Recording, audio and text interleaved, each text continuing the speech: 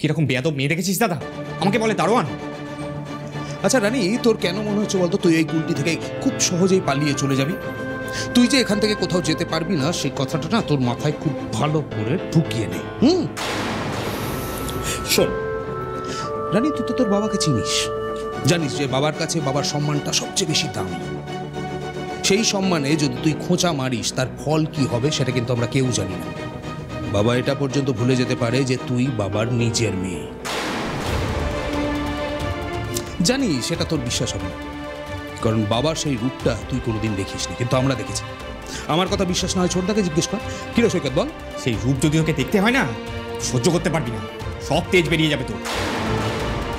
ভগবানের কাছে প্রার্থনা কর সেই রূপ যেন তোকে কোনোদিন দেখতেই না হয়। ও একদম ঠিক বলেছে, সহ্য করতে পারবি না রে। বাবা এখানে অনেক কিছু করেছে, অনেক লড়াই করেছে, অনেক গুন্ডামি, আরো অনেক কিছু করেছে। তার ফলে আজকে বিশ্বনাথ দেব রায় এমন একটা মানুষ যাকে গোটা কুলটির প্রত্যেকটা মানুষ ছোট থেকে বড় সবাই সালাম করে চলে।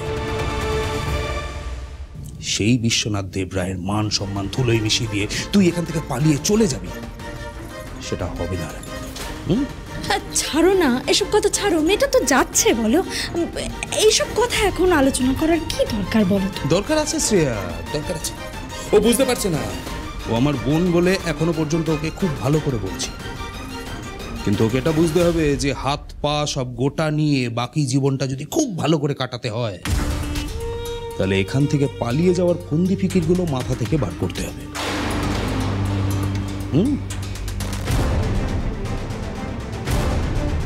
অনেক সময় হয়ে গেছে, যা। পরমা, তুমিও চলো। হ্যাঁ হ্যাঁ, যাবো তো বটেই।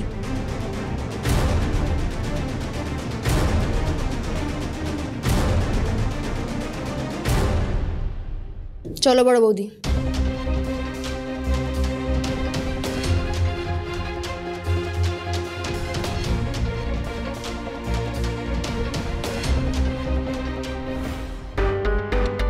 বারবার একই কথা কেন বলে যাচ্ছ অকারণে?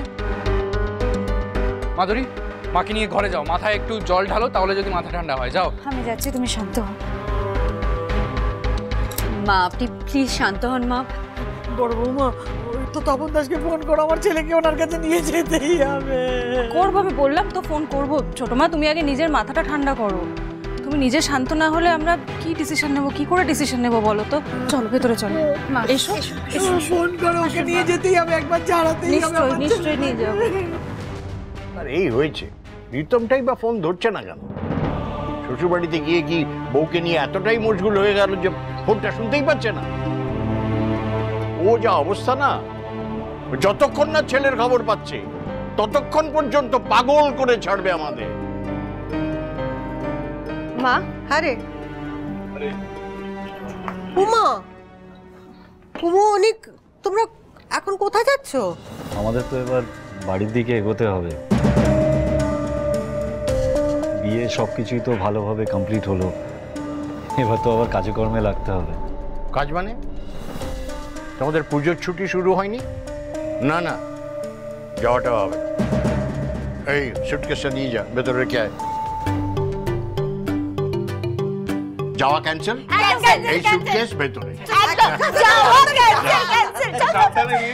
এই শোন, তোরা কিন্তু জয়কে আর রিতমকে ফোন করাটা বন্ধ করিস না। যতক্ষণ না পর্যন্ত ছেলের খবর পাচ্ছে ততদিন আমাদের পাগল করে ছাড়বে।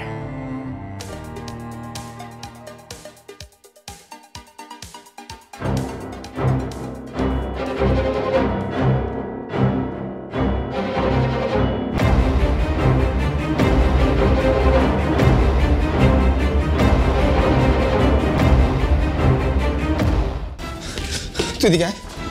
আরে জয়, তোর কি মাথাটা পুরোপুরি খারাপ হয়ে গেছে?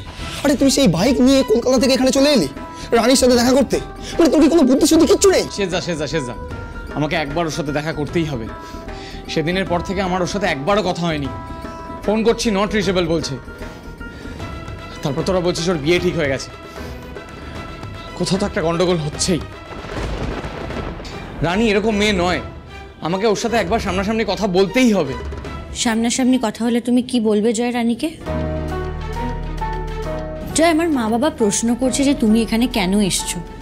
তোমাকে বললে কি তুমি বুঝতে পারছো না বলো তো, যে তোমাদের মধ্যে যাই ঘটেছে ওটা এখানে জানাজানি হয়ে গেছে জয়। এই মা বাবাকে কি উত্তর দেবো বলো তো? সবাই যদি জানতে পারে এখানে তুমি এসছো, কতটা অশান্তি হবে বুঝতে পারছো না?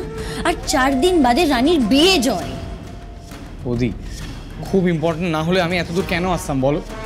ঠিক আছে মানলাম, রানী যদি তোমার সাথে দেখা করেও নেয়, তুমি রানীকে কি বলবে? রানীকে বিয়ে করে নেবে তুমি?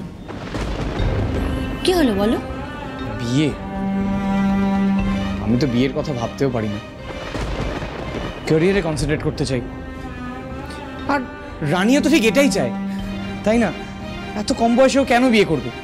এত ব্রাইট একটা মেয়ে, ও তো ডাক্তার হতে চায়। আর ও যেটা হতে চায় সেটা ওকে হতে দেওয়া উচিত নয় কি? জয়, রানীর জীবনে ওর বাবার কথাটাই লাস্ট কথা। তোমাকে আমি এতবার করে বোঝালাম, কাকুমুনিকে তুমি যে চেনো না জয়। কাকুমুনি মারাত্মক ইনফ্লুয়েন্সিয়াল লোক। ওনাকে দেখে যেরমটা মনে হয় না, উনি কিন্তু সেরমটা নন। কাকুমুনি একবার রেগে গেলে পুরো আলাদা একটা মানুষ। তাই এতবার করে বোঝাচ্ছি। এই যে তুমি এত রকচটা, কাকুমুনি যদি একবার রেগে যায় না, তোমার রাগ পাত্তাও পাবে না। আমি জানি তোমরা অনেকবার আমাকে রানীর বাবার ব্যাপারে বলেছো। আমি হয়তো তোমাদের খুব ডিস্টার্ব করে ফেলছি, কিন্তু আমি জাস্ট একবার রানীর সাথে কথা বলে। কি বলবো? সেদিনের ঘটনা নিয়ে আমার মধ্যে কোনো অপরাধ বোধ নেই, এটা রানীর জানা দরকার। ওর যেন কোনোভাবে এটা না মনে হয় যে আমি ওর সুযোগ নিয়েছি, ওকে ব্যবহার করেছি। আমি কোনোরকমভাবে হার্ট করতে চাই না ওকে, দ্যাটস ইট। আমি জাস্ট একবার দেখা করতে চাই। আমি রানীকে। উফ জয়, কাউকে আর কিছু বোঝাতে হবে না। তুমি কি বুঝতে পারছো না সেটা রানীকেও না, বরং সিচুয়েশনটা তুমি নিজে বোঝো। দেবো দেবো বলছি, ওর কথাটা একবারটি শোনো তাহলে। প্রীতম, তুমি সিচুয়েশন কেন বুঝতে পারো না বলো তো? তোমার ভাইয়ের কি এতটা ডেসপারেট হওয়া উচিত? তোমাকে এতবার করে বোঝাচ্ছি, সোমবার রানীর বিয়ে, তুমি তাও এখানে চলে এলে। জয় প্লিজ, তুমি তোমার নিজের পথে যাও আর রানীকে নিজের পথে চলতে দাও। প্লিজ এরকমটা আর করো না। নেহাত তুমি রাতে এসছো, তাহলে যদি জানাজানি হতো কি হতো বলো তো? কাকুমুনির ছেলেপুলেরা চারিদিকে ঘুরে বেড়াচ্ছে। একবার যদি জানতে পারে না যে তুমি এখানে এসছো, রানীর সঙ্গে দেখা করতে চাইছো, তুলকালাম হয়ে যাবে, রক্ষে থাকবে না আর। তাই ভোর হওয়ার আগে খাওয়া দাওয়া করে প্লিজ রওনা দাও। আর তাছাড়া বাড়িতেও তো একটা খবর দিতে হবে। হ্যাঁ, কনস্ট্যান্ট বাড়ি থেকে ফোন আসছে যে জয় কোথায়। জানিস তুই বাড়িতে কিছু কাউকে না বলে বেরিয়ে এসেছিস, তার জন্য কত ঝামেলা হয়েছে। কাকিমুনির কি অবস্থা, অসুস্থ হয়ে পড়েছে, ডাক্তার ডাক্তার হতে পারে। তাহলে আমি এত দূর এত ঝামেলা করে এলাম, একবার দেখা করবো না? তোরা কেন বুঝতে পারছিস না? সোমবার দিন আমার লাইফের একটা ইম্পর্টেন্ট দিন। সেদিনকে আমি একটা নতুন নার্সিং হোম জয়েন করতে যাচ্ছি। একটা প্রেস মিট রেখেছে, আমার সিইও পুরোটা অ্যারেঞ্জ করছে। আর আমার এত একটা ইম্পর্টেন্ট স্পেশাল দিনে আমাকে প্রেজেন্ট থাকতেই হবে। আর আমি মনের মধ্যে কোনো রকমের আফসোস, কোনো পিছুটা না রেখে এগোতে চাই সেদিনটা। জয়, তোমাকে রানীকে ভুলে যেতেই হবে। ওর যে বিয়ে হয়ে যাচ্ছে সেটা নিয়ে তো আমি ওকে কিছু বলতে পারি না। ও খুব ভালো মেয়ে, ম্যাচিওরড, ব্যালেন্সড, সেন্সিটিভ। ও হয়তো নিশ্চয়ই আমার থেকে অনেক বেটার ছেলে ডিজার্ভ করে। ওই বিয়ে ডিসিশন নিয়েছে মানে নিশ্চয়ই ভেবে চিন্তে নিয়েছে। কিন্তু আমাদের মধ্যে যা ঘটে গেছে সেটা নিয়ে যেন আমাকে ভুল না বোঝে। ব্যাস, আমি শুধু এইটুকু ক্লিয়ার করে দিতে চাই, ও যেন আমাকে কোনো রকমভাবেই অপরচুনিস্ট না ভাবে। সেদিনকে রাত্রিবেলা নেশার ঘরে অবশ্য ও আমাকে কোনো রকমভাবে আটকায়নি। জয় আস্তে প্লিজ, তোমরা দুজনে একটু আস্তে কথা বলবে। মা বাবা বাইরের ঘরেই বসে রয়েছে। দেখো আর কাউকে কিছু বলার জায়গা নেই। যেটা ঘটে গেছে সেটা ঘটে গেছে। সব থেকে বড় কথা হলো রানী নিজেকে সামলে নিয়েছে। সামলে নিয়েছে? আমাকে নিয়ে ভাবছে না একটুও না? হ্যাঁ সামলে নিয়েছে। জয়, ওর কাছে আর কোনো উপায় নেই, ওকে এই বিয়েটা করতেই হবে।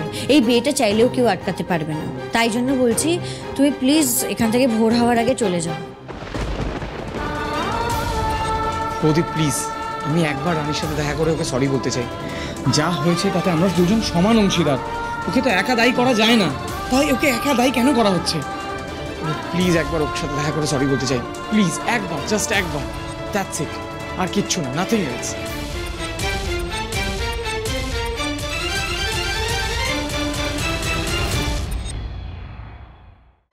শোনো না, তোমার ফোনটা আমাকে একবার দেবে প্লিজ, আমার খুব দরকার।